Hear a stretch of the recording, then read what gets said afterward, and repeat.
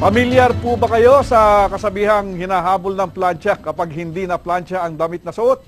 Pues, doon po sa United Arab Emirates, may kababayan po tayo doon na nagpapahabol talaga sa plancha. Ang kanyang dahilan, para daw masalba ang inang kalikasan. Mula po Dubai, alamin natin yan sa Balitang Global ni Raquel Salinero.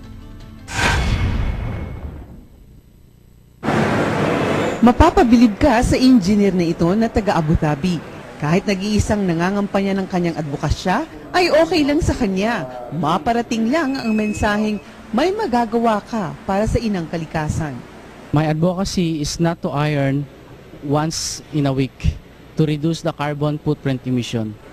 Huwebes o Biyernes ang araw na target niya na hindi magplansya dahil sa gitnang silangan, casual day ito. Higit daw ito sa pagtitipid sa oras at pera.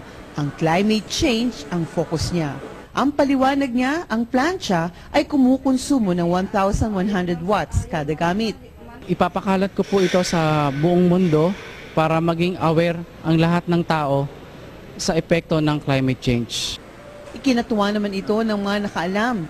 Unang-una, nakakasave tayo ng energy, tapos nakakasave din tayo ng bayarin pag hindi tayo magpa-plancha. I find his advocacy very good kasi malaki yung may tutulong niya sa environment natin.